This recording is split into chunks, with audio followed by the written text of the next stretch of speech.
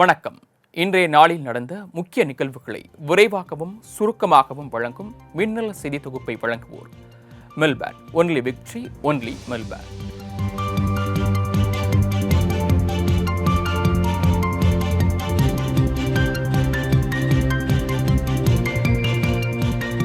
நெல்லை நீதிமன்றத்திற்கு ஆஜராக வந்த இளைஞர் பட்டப்பகலில் வெட்டி படுகொலை செய்யப்பட்ட சம்பவம் அதிர்ச்சியை ஏற்படுத்தியுள்ளது. கிளநத்தம் பகுதியைச் சேர்ந்த மாயாண்டி என்பவர் பாளையங்கோட்டை நீதிமன்றத்திற்கு வந்தபோது 7 பேர் கொண்ட கும்பல் அவரை சரமாரியாக வெட்டியதில் சம்பவ இடத்திலேயே அவர் பரிதாபமாக உயிரிழந்தார். நீதிமன்ற வாசலில் நடந்த இந்த படுகொலை குறித்து வழக்கு பதிவு செய்த போலீசார் முதற்கட்டமாக 4 பேரை கைது செய்தனர். விசாரணையில் பழிக்கு பழியாக இந்த கொலை நடைபெற்றது தெரிய வந்துள்ளது.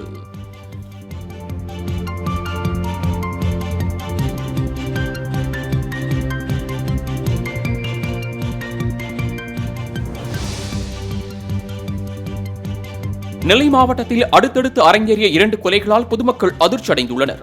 சேரன் மகாதேவி பகுதியைச் சேர்ந்த சட்டக்கல்லூரி மாணவர் மணிகண்டன் என்பவரை முன்விரோதம் காரணமாக அதே பகுதியைச் சேர்ந்த மாயாண்டி என்பவர் கத்தியால் வெட்டியுள்ளார். இதில் படுகாயமடைந்த அவர் அரசு மருத்துவமனையில் அனுமதிக்கப்பட்ட நிலையில் சிகிச்சை பலனளிக்காமல் உயிரிழந்தார். இதேபோல நெல்லை நீதிமன்றத்தின் முன்பு ஒருவர் படுகொலை செய்யப்பட்டார்.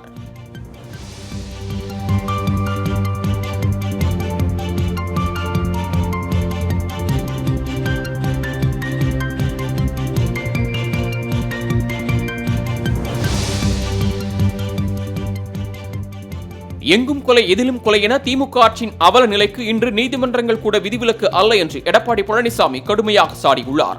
நெல்லையில் நீதிமன்ற வாசலில் இளைஞர் படுகொலை செய்யப்பட்ட சம்பவம் திமுக ஆட்சியின் சட்டம் ஒழுங்கு மீள முடியாத அளவிற்கு படுபாதாளத்திற்கு சென்றுவிட்டதை உறுதிப்படுத்துவதாக சாடியுள்ளார். மேலும் போட்டோஷூட் மற்றும் மடைமாற்று அரசியலில் மட்டுமே முதலமைச்சர் கவனம் செலுத்துவதாகவும் அவர் விமர்சித்துள்ளார்.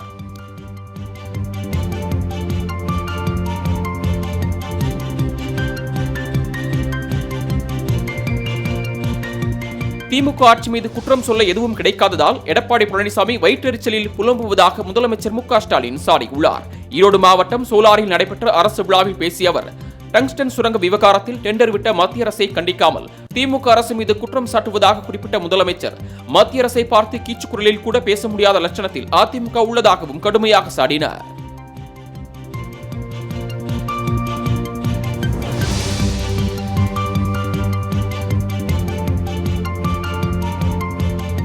ஒரே நாடு ஒரே தேர்தல் என்பது ஜனநாயக படுகொலை என முதலமைச்சர் மு.க.ஸ்டாலின் கண்டனம் தெரிவித்துள்ளார். கோவையில் செய்தியாளர்களிடம் பேசிய அவர், ராகுல் காந்தி மீதான வழக்கு பதிவை அவர் சட்டப்படி சந்திப்பார் என்றார். வரும் சட்டமன்ற தேர்தலில் 200 தொகுதிக்கு மேல் திமுக கூட்டணிக்கு வெற்றி கிடைக்கும் என நம்புவதாகவும் தெரிவித்தார். நடிகர்கள் அரசியல் பிரவேசம் குறித்த கேள்விக்கு நல்லா பார்க்கிறேன் என சுவாரஸ்யமாக பதிலளித்தார்.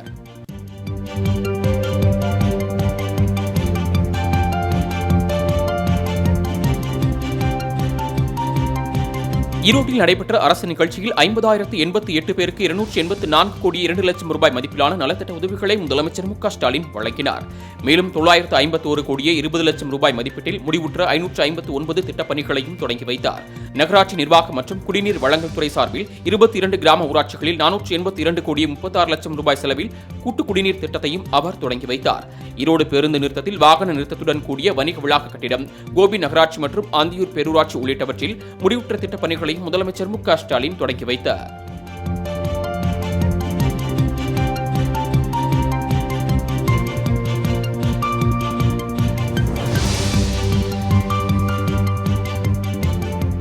தமிழக சட்டப்பேரவை கூட்டத்தொடர் ஆளுநர் உரையுடன் ஜனவரி 6ஆம் தேதி தொடங்கும் என தெரிவிக்கப்பட்டுள்ளது. சட்டப்பேரவை கூட்டம் கடந்த 9 மற்றும் 10 ஆகிய 2 நாட்கள் நடைபெற்றது. இதில் பல்வேறு சட்ட மசோதாக்கள் நிறைவேற்றப்பட்டன. இந்நிலையில் சென்னையில் செய்தியாளர்களை சந்தித்த சபாநாயகர் அப்பாவு, கடந்த ஆண்டு ஆளுநர் முதல் பக்கத்தையும் கடைசி பக்கத்தையும் மட்டுமே வாசித்த நிலையில் இந்த முறை முழுமையாக வாசிப்பார் என நம்பிக்கை தெரிவித்தார்.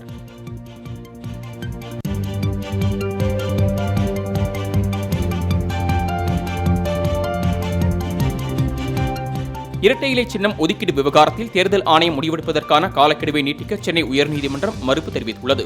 அதிமுக தொடர்பாக நிலுவையில் உள்ள உரிமையியல் வழக்குகள் முடிவுக்கு வரும் வரை அதிமுகவுக்கு இரட்டை இலை சின்னம் ஒதுக்கக்கூடாது என தேர்தல் ஆணையத்திற்கு அளித்த மனுவை பரிசீலிக்க உத்தரவிடக் கோரி திண்டுக்கலை சேர்ந்த சூரியமூர்த்தி என்பவர் வழக்கு தொடர்ந்திருந்தார்.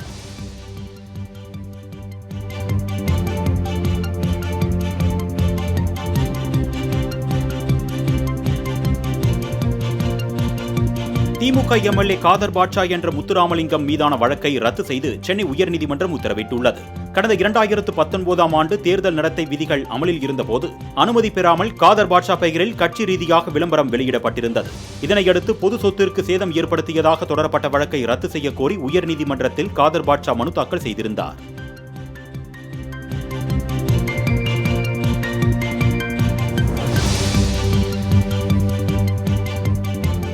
காற்றாலை மின்சாரம், சூரிய ஒளி மின்சாரம் என அனைத்து ஒப்பந்தங்களையும் தனியார் முதலாளிகளுக்கு கொடுப்பதன் காரணம் என்ன என சீமான் கேள்வி எழுப்பியுள்ளார். எர்ணாவூரில் 800 அனல்மின் நிலைய விரிவாக்க திட்டம் தொடர்பான கருத்து கேட்பு கூட்டத்தில் பேசிய அவர், சுவாச காற்றை நஞ்சாக்கும் அனல்மின் நிலையம் மூலம் மின்சாரத்தை உற்பத்தி செய்ய தமிழக அரசு முயற்சிப்பதாக தெரிவித்தார்.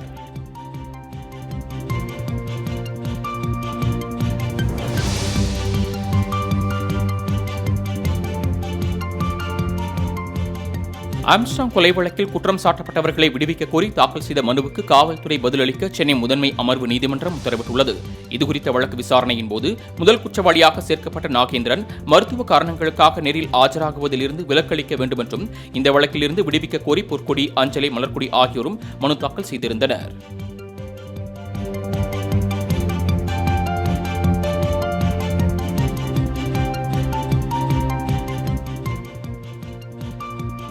மத்திய மேற்கு வங்கக்கடல் பகுதிகளில் நிலவிய ஆழ்ந்த காற்றழுத்த தாழ்வு பகுதி மத்திய மேற்கு மற்றும் அதனை ஒட்டிய தென்மேற்கு வங்கக்கடல் பகுதிகளில் நிலவுகிறது என்றும் இது அடுத்த 12 மணி நேரத்தில் காற்றழுத்த தாழ்வு மண்டலமாக வலுப்பெற்று வடகிழக்கு திசையில் நகரக்கூடும் என சென்னை வானிலை ஆய்வு மையம் தெரிவித்துள்ளது. இதன் காரணமாக இன்று முதல் வரும் 24ஆம் தேதி வரை தமிழகம், புதுச்சேரி, காரைக்காலில் மிதமான மழை பெய்யக்கூடும் எனவும் தெரிவிக்கப்பட்டுள்ளது.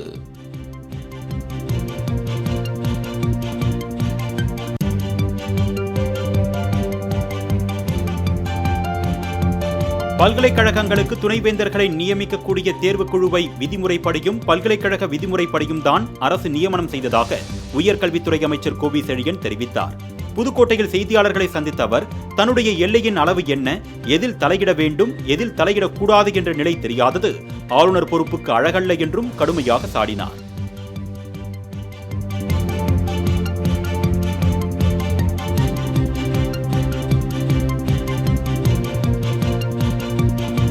கன்னியாகுமரியில் கடலுக்கு நடுவே 133 அடி உயர திருவள்ளுவர் சிலை அமைத்து 25 ஆண்டுகள் ஆனதையொட்டி அதனை கொண்டாடுவோம் என்று முதலமைச்சர் மு.க.ஸ்டாலின் கூறியுள்ளார். இதுகுறித்து எக்ஸ் தளத்தில் பதிவிட்டுள்ள அவர், சமத்துவம் போற்றும் உலக பொதுமறை படைத்த ஐயன் வள்ளுவருக்கு குமரி எல்லையில் வானுயர சிலை அமைத்து 25 ஆண்டுகள் ஆவதாக குறிப்பிட்டுள்ளார். திருவள்ளுவர் சிலையை ஸ்டாட்யூ ஆஃப் விஸ்டம் ஆக கொண்டாடுவோம் என வேண்டுகோள் விடுத்துள்ளார்.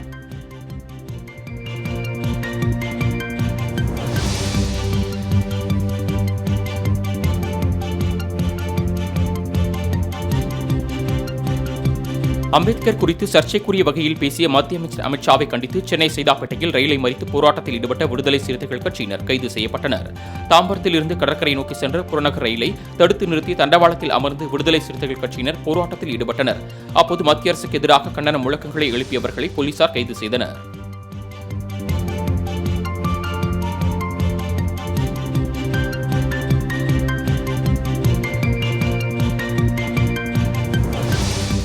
அம்பேத்கர் குறித்த அமித்ஷாவின் பேச்சு கண்டனத்திற்குரியது என இயக்குநர் வெற்றிமாறன் தெரிவித்துள்ளார். இயக்குநர் வெற்றிமாறன் இயக்கத்தில் இன்று வெளியான விடுதலை பாகம் 2 படம் ரசிகர்களிடையே நல்ல வரவேற்பை பெற்று வருகிறது. இந்த படத்தை பார்ப்பதற்கு சென்னையில் உள்ள காசி திரையரங்கிற்கு சென்றபோது செய்தியாளர்களை சந்தித்த அவர், மாநிலங்களவையில் அம்பேத்கர் குறித்த அமித்ஷாவின் கருத்து தவறானது என்றும் கண்டனத்திற்குரியது எனவும் சாடினார்.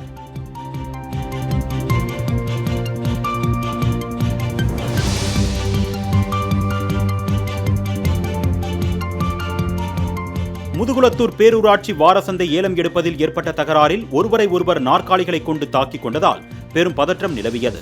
முதுகுளத்தூர் பேரூராட்சி அலுவலகத்தில் நடைபெற்ற இந்த ஏலத்தின் போது காவல்துறையினர் முன்னிலையில் நாற்காலிகளை வீசியும் ஒருவரை ஒருவர் தாக்கிக் கொண்டனர். இதனால் அந்த இடமே போர்க்களம் போன்று காட்சியளித்தது.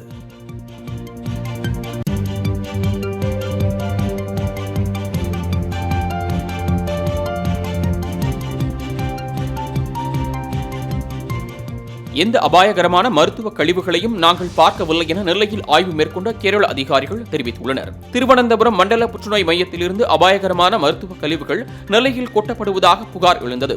தேசிய பசுமை தீர்ப்பாயத்தின் உத்தரவை அடுத்து கேரள அதிகாரிகள் நிகழ்விடத்தில் ஆய்வு மேற்கொண்டனர். பின்னர் செய்தியாளர்களை சந்தித்த கேரள அதிகாரிகள் நெல்லையில் கொட்டப்பட்டுள்ள மருத்துவ கழிவுகள் அபாயகரமானது அல்ல என தெரிவித்தனர்.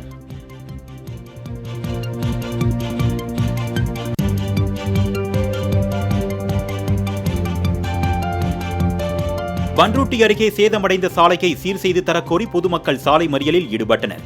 கடலூர் மாவட்டம் பண்ருட்டி அருகே தனியாருக்கு சொந்தமான செம்மண் குவாரி செயல்பட்டு வருகிறது.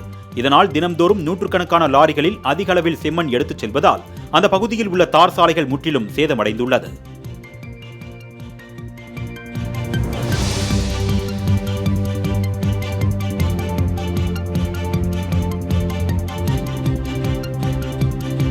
நிலக்கரி சேமிப்பு தொட்டி சரிந்து விழுந்ததால் உயிரிழந்தவர்களின் குடும்பத்திற்கு நிவாரணம் வழங்க வலியுறுத்தி உறவினர்கள் மேட்டூர் அனல் மின் நிலையத்தை முற்றுகையிட்டு போராட்டம் நடத்தினர்.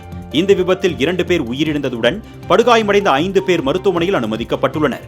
இந்நிலையில் அரசு வேலை மற்றும் நிவாரணம் கோரி உறவினர்கள் முற்றுகையில் ஈடுபட்டதால் பரபரப்பு ஏற்பட்டது.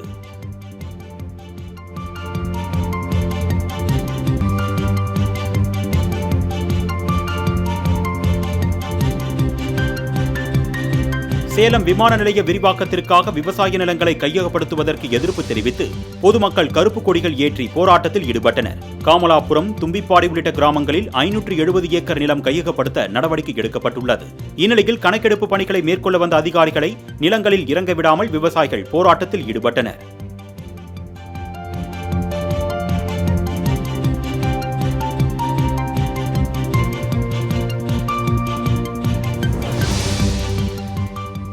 புதுச்சேரியில் கடந்த 6 ஆண்டுகளுக்கு பிறகு பேருந்து கட்டணம் உயர்த்தப்பட்டுள்ளது. அதன்படி சாதாரண பேருந்தில் 2 ரூபாய் முதல் 4 ரூபாயும், ஏசி பேருந்துகளில் 3 ரூபாய் முதல் 8 ரூபாய் வரைக்கும் கட்டணம் உயர்த்தப்பட்டுள்ளது.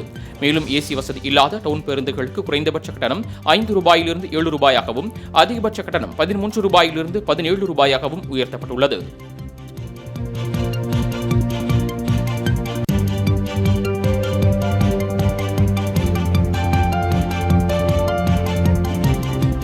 சென்னை ராயப்பேட்டை செல்லப்பிள்ளையார் கோயில் தெருவில் தனது தொகுதி மேம்பாட்டு நிதியின் கீழ் கட்டப்பட்ட ரூபாய் 36 லட்சம் ரூபாய் மதிப்பீட்டிலான நலவாழ்வு மையம் மற்றும் நியாய விலைக் கடைகளை துணை முதல்வர் உதயநிதி ஸ்டாலின் திறந்து வைத்தார்.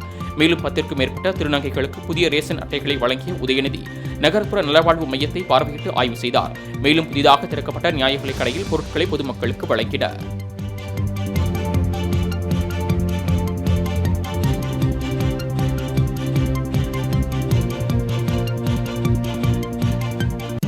அம்பேத்கரை அவமதித்த அமித்ஷா பதவி விலக வலியுறுத்தி எதிர்க்கட்சி எம்பிக்கள் தொடர் அமளியில் ஈடுபட்டதால் நாடாளுமன்ற இரு அவைகளும் தேதி குறிப்பிடாமல் ஒத்திவைக்கப்பட்டது. அரசியல் சாசனம் குறித்த விவாதத்தின் போது உள்துறை அமைச்சர் அமித்ஷா அம்பேத்கர் குறித்து அவதூறாக பேசியதாக கூறி இந்தியா கூட்டணி எம்பிக்கள் கடும் அமளியில் ஈடுபட்டனர். இந்த விவகாரத்தில் நாடாளுமன்ற வளாகத்தில் எம்பிக்களுக்குள் மண்டை உடைப்பு சம்பவங்களும் அரங்கேறியது.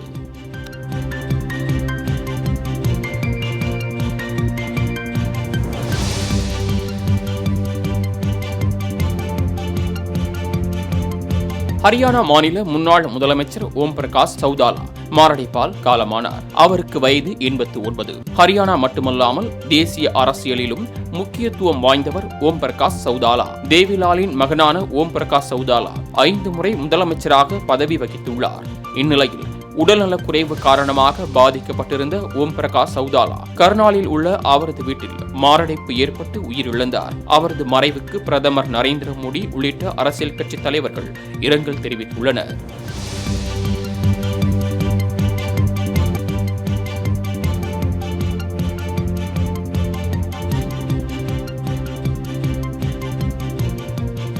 எட்டு மாதங்களுக்கு பிறகு புதுச்சேரியில் இருந்து பெங்களூரு, ஹைதராபாத் நகரங்களுக்கு மீண்டும் விமான சேவை தொடங்கப்பட்டுள்ளது. பயணிகளிடையே போதிய வரவேற்பு இல்லாததால் கடந்த மார்ச் மாதம் இந்நகரங்களுக்கான விமான சேவையை இண்டிகோ நிறுவனம் நிறுத்தியிருந்தது. இதனைத் தொடர்ந்து மீண்டும் அந்த நிறுவனம் சேவையை தொடங்கிய நிலையில் பெங்களூருவில் இருந்து புதுச்சேரிக்கு வந்த விமானம் தண்ணீரை பீச்சி அடித்து வரவேற்கப்பட்டது. இதனைத் தொடர்ந்து அங்கிருந்து ஹைதராபாத் புறப்பட்ட விமானத்தை துணைநிலை ஆளுநர் கைலாஷ் நாதன், முதலமைச்சர் ரங்கசாமி ஆகியோர் கொடியசைத்து அனுப்பி வைத்தனர். பின்னர் செய்தியாளர்களிடம் பேசிய ரங்கசாமி, புதுச்சேரி விமான நிலைய விரிவாக்கம் தொடர்பாக தமிழக முதலமைச்சரிடம் மீண்டும் கோரிக்கை வைக்க உள்ளதாக கூறினார்.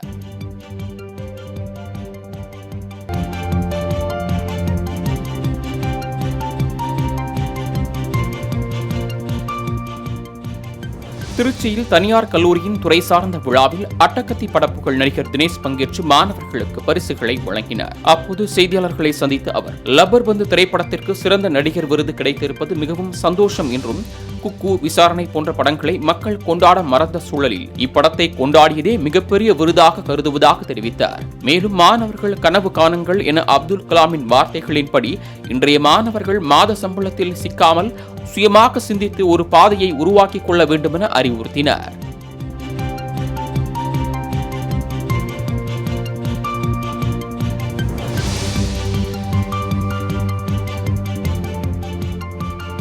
மதுரையிலிருந்து ஏர் இந்தியா விமானம் மூலம் சென்னை விமான நிலையம் வந்தடைந்த நடிகர் தனுஷை பார்த்தவுடன் செய்தியாளர்கள் வீடியோ எடுக்க முயன்றனர். அப்போது அவரது பாதுகாவலர்கள் தடுத்ததால் பரபரப்பு ஏற்பட்டது.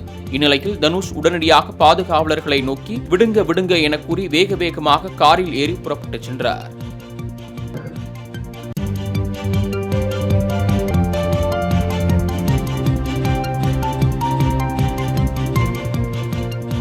நடிகர் ஜெய் நடிப்பில் ஃபேமிலி என்டர்டெய்னர் பாணியில் உருவாகியுள்ளது பேபி அண்ட் பேபி திரைப்படம். அறிமுக இயக்குனர் பிரதாப் இயக்கத்தில் உருவான இந்த படத்தில் நடிகர் சத்யராஜ், யோகி பாபு உள்ளிட்டோர் நடித்திருக்க டி இமான் இசையமைத்துள்ளார். நாளைய தீர்ப்பு படத்தில் நடிகர் விஜயின் முதல் கதாநாயகியாகவும், பவித்ரா படத்தில் அஜித்தின் ஜோடியாகவும் நடித்த நடிகை கீர்த்தனா இப்படத்தில் ஜெயின் அம்மாவாக நடிப்பதன் மூலம் மீண்டும் திரையுலகில் தோன்றவுள்ளார். இப்படத்தின் ஃபர்ஸ்ட் லுக் போஸ்டரை இசையமைப்பாளர் டி இமான் தனது எக்ஸ் தள பக்கத்தில் வெளியிட்டுள்ளார்.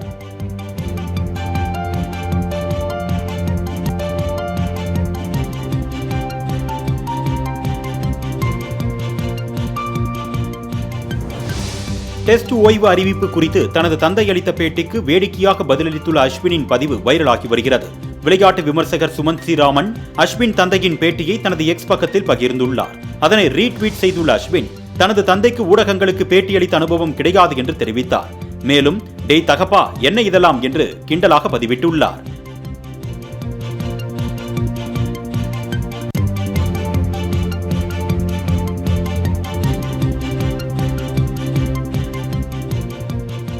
பாபா சாஹேப் அம்பேத்கரை யாராலும் வெறுக்க முடியாது, ஒதுக்கவும் முடியாது, புறந்தள்ளவும் முடியாது என இயக்குனர் ப. ரஞ்சித் கருத்து தெரிவித்துள்ளார். மாநிலங்களவையில் அம்பேத்கர் குறித்து அமித்ஷாவின் கருத்து சர்ச்சையான நிலையில் நவீன இந்தியாவை அம்பேத்கர் இல்லாமல் கட்டமைக்க முடியாது என அமித்ஷாவும் பாஜகவினரும் புரிந்து கொண்டிருப்பார்கள் என கூறியுள்ளார். மேலும் அம்பேத்கர் பேருக்கு பின்னால் இருக்கும் பவரை இப்போது உணர்ந்திருக்கிறார்கள் எனவும் அவர் கூறியுள்ளார்.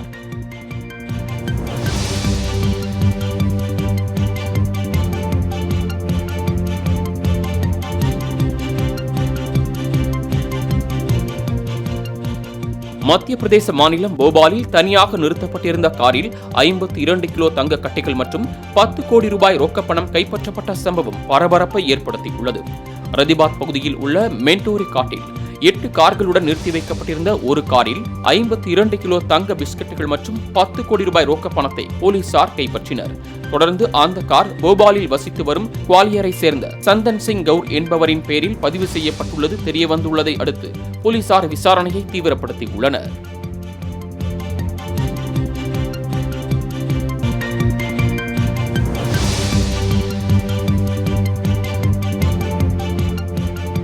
ஹைடெக் சிட்டி என்ற பெயர் பெற்ற ஹைதராபாத்தில் காலிங் பெல்லை அழுத்தி காத்திருந்த திருடன் கதவை திறந்த பெண்ணின் கழுத்து சங்கிலியை பறித்து சென்றான். அங்குள்ள அடுக்குமாடி குடியிருப்பு ஒன்றில் உள்ள ஒரு வீட்டிற்கு முகத்தை கர்ச்சிப்பால் மூடிக்கொண்டு திருடன் ஒருவன் வந்துள்ளான். கதவு உள்பக்கமாக தாழிடப்பட்டு இருந்ததால் 3 முறை அந்த வீட்டின் காலிங் பெல்லை அழுத்தி காத்திருந்தான்.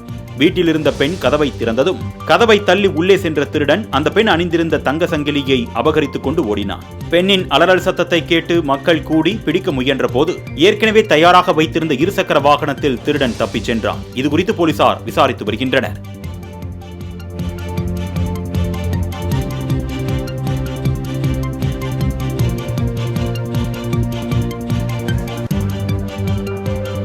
சபரிமலையில் 35வது நாளான இன்று ஆயிரக்கணக்கானோர் பல மணி நேரம் காத்திருந்து சுவாமி தரிசனம் செய்து வருகின்றனர்.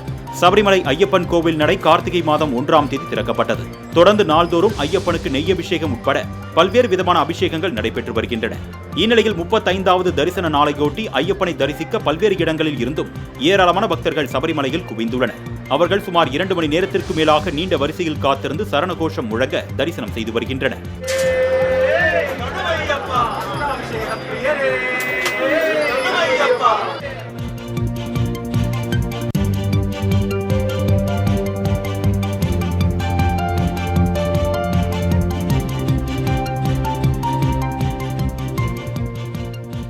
ஆந்திராவில் மின்சாதன பொருட்கள் என்று கூறி இளைஞர் ஒருவரின் சடலம் அடங்கிய பார்சல் டெலிவரி செய்யப்பட்ட சம்பவம் அதிர்ச்சியை ஏற்படுத்தியுள்ளது.